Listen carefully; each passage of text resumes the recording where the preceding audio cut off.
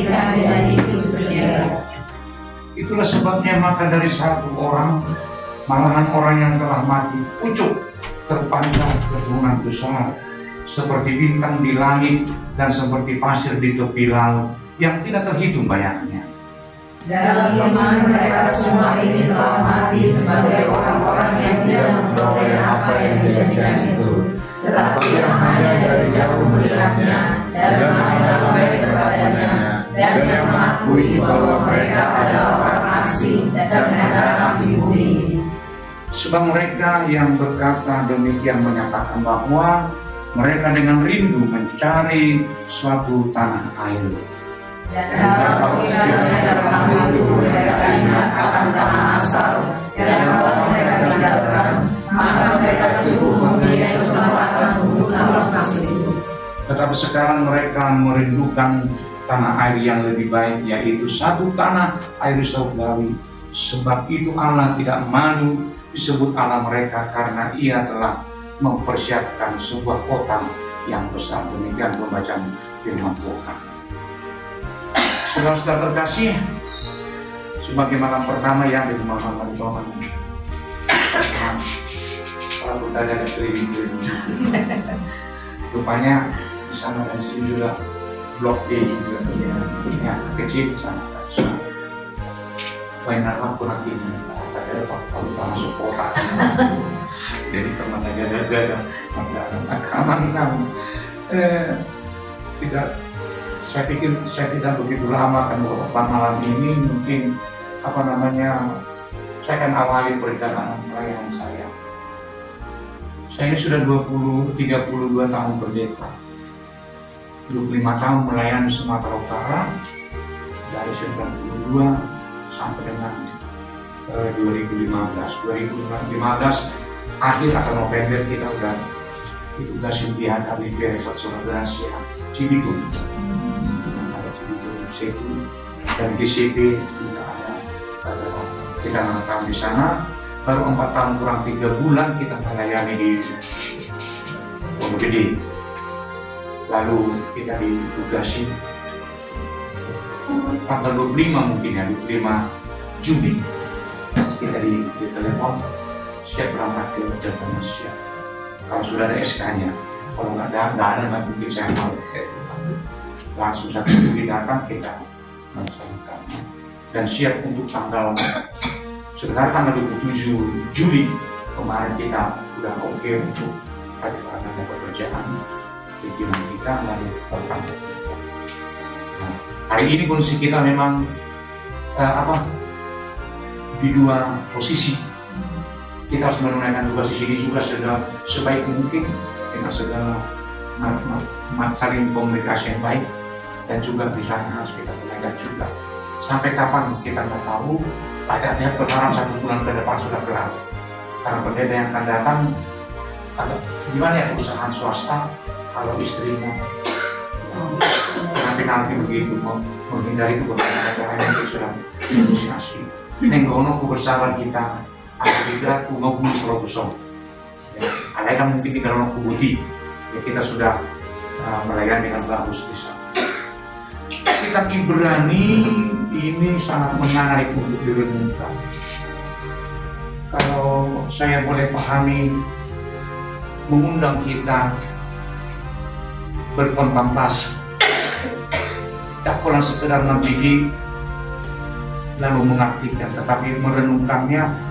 Saya sangat menarik apa itu masih pernah diperhatikan kalau kerbau sudah selesai mengangon mati, dia dibawa pulang, dia ternyata tidak langsung tidur seperti kita selesai makan ngantuk. Oh ternyata kerbau tidak seperti itu. Dia mungkin berdiri atau jongkok atau gimana, mengalu begitu ya. Memakan kembali, mengeluarkan dari lambung untuk dimakan, dikunyah dan sebagainya, lalu ditelan kembali, dari sana dia memperoleh nutrisi dari makanannya. Saya memahami kitab Ibrani ini, kita diberi kesempatan untuk mengulik-ulik galeri pahlawan iman.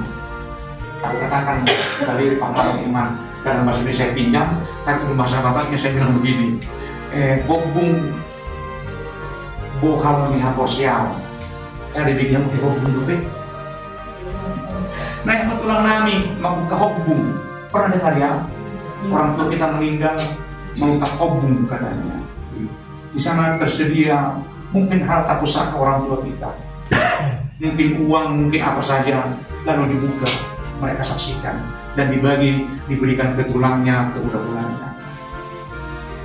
Analogi saya dengan ini, ketika kita diberi berkontemplasi, merenung begitu mah Robo tadi, kita melihat di dalam kitab Ibrani ini ada banyak tokoh imam. Jadi angkatan galeri pahlawan imam. Dari pahlawan itu beberapa disebut di sini, paling tidak ada Abraham, ada Sarah, ada Ishak yang menjadi pewaris kerajaan Allah surgawi. Ketika Abraham dipanggil dari satu tempat, dari zona nyaman, dari Mesopotamia, dari Ur-Kasdim, dari Irak sekarang, disuruh berangkat ke satu tempat yang dia tidak tahu, tapi dia percaya kepada Tuhan. Karena apa yang dikatakan, misalnya saya akan sebutkan bahasa Batak aja ya, alian Tuhan porsioni posen Tuhan dari si irimon jalan kamu atau tutar langsung digira. Kita bisa percaya kepada iman yang tidak kelihatan begitu ya. Kita meyakini. Saya menganalogikannya seperti seorang petani akan mau bekerja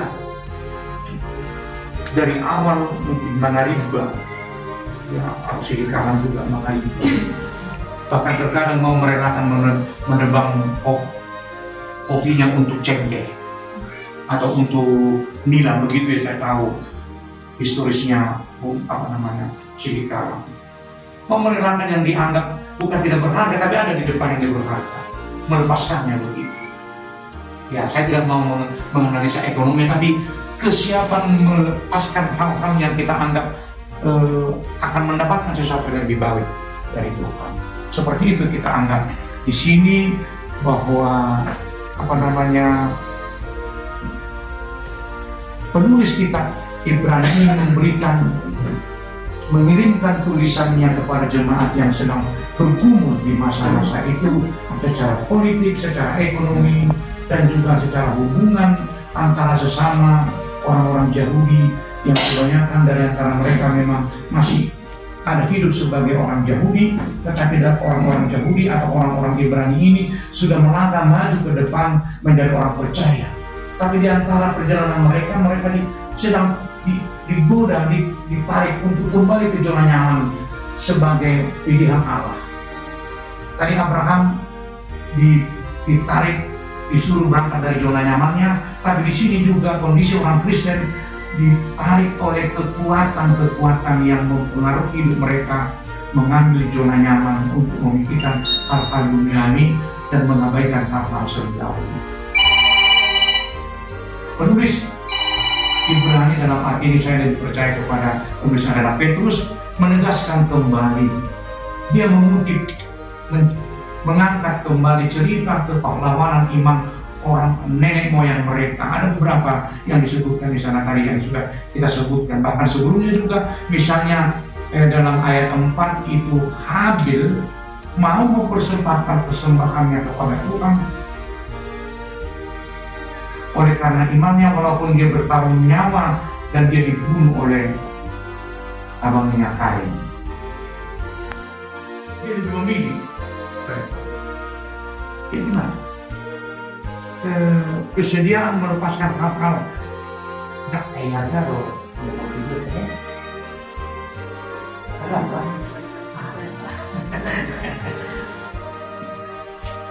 Ya harta, jabatan, ya relasi, ya istri jangan dong begini. Itu harta surgawi ya, mulai leon Tuhan itu awin aku bulan ini harta surgawi yang saya beri, jangan sampai, walaupun anggota di nasional susah mana hidup perjanjian harta lalu lupa misalnya, tapi itu harta surga yang diberikan Tuhan, dititipkan kepada setiap suami. Karena pemberian juga istimewa. Saat tidak tenang atau tidak tidur, saat nyenyak laki-laki itu ya ngeluh kali ini. Aku baru temukan istilah, bukan Yakub yang terkaya, bukan Abraham terkaya dalam Alkitab, bukan Salomo juga, tapi siapa? Ada. Dia menamai semua makhluk yang diciptakan Tuhan. Itu miliknya semua, semuanya. Abraham masih domba ya, Yakub masih domba. Itu hasil tipuannya dari mertuanya juga. Kan namanya ibu udah tahu si Yakub, marga di bawah. Menggunakan di sana orang musik atau si mertuanya pasang dari bawah. Nanti kalau kami si Raheli itu tahun naik mau satu waktu. Jatuh hobong ahal, habis masuk di orang musik atau direbut semuanya dengan tipu-tipu nasional. Akan ada, tapi ternyata demi harta surga dia melepaskan, bukan melepaskan dalam arti bukan itu lagi tujuan hidupnya. Dan mepa blok semua tidak sama dengan Sakeus. Dan mepa blok penatanya Sakeus orang kaya, orang pendek iman. Dia baik, dia bagi hartanya kepada orang-orang miskin. Karena sudah bertemu dengan Yesus, bukan tidak berharga, tapi dia gunakan itu sebagai buah imannya atau sebagai tanda kemuliaan Tuhan dalam dirinya, sebagai tanda dia percaya kepada Tuhan. Dia melepas. Apa artinya juga bagi kita dalam ini? Ini beberapa teman sintua bercerita mengenai teman ini. Sudah bicara si turun ke nomor rumah aku. Biasa lancar rumah. Orang pun juga semuanya atau ya lebih bagai inna ulu ingat dia atau bisa inna aku berapa ini memang boleh karena semuanya harus menjadi kita terima ya suku-suku mati banget orang berusaha nasional tiadani sonang dualita sekarang beli waktu gue dapat dulu dari mau tahan apa surgawi yang kami sembah dalam Yesus kami bersyukur pada malam hari ini engkau hadir di tengah-tengah persekutuan kami di rumah ini. Engkau sudah menjadikan rumah ini sebagai altar pemberitaan firman. Kiranya firman yang telah mengalir di tengah-tengah rumah ini membawa berkat bagi penghuninya dan orang-orang yang hadir ke rumah ini sebagaimana kami juga engkau berkati karena kami hadir mendengarkan firman. Berikan Tuhan berkat-berkat yang melimpah dalam pekerjaan, dalam keluarga, anak-anak kami yang sudah sekolah, yang sudah bekerja barangkali, terutama pekerjaan kami semuanya.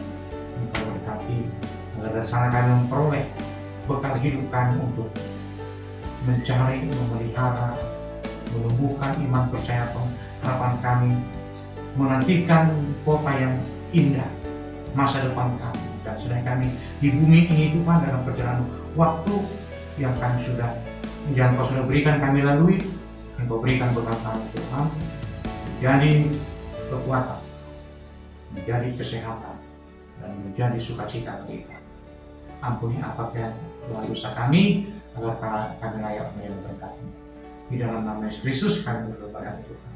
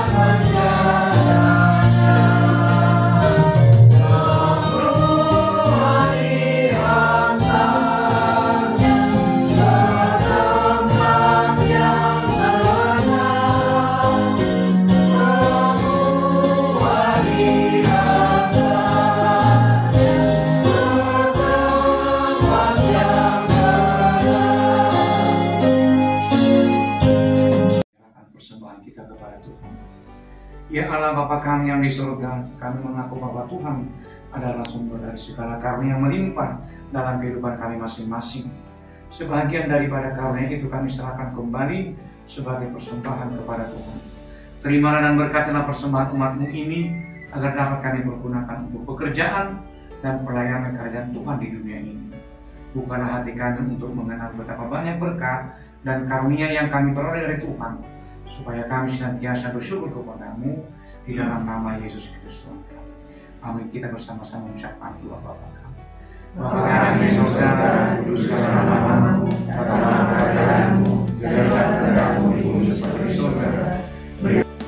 Anugerah Tuhan kita Yesus Kristus dan kasih Allah Bapa dan persekutuan Roh Kudus menyertai-mu sekalian. Amin.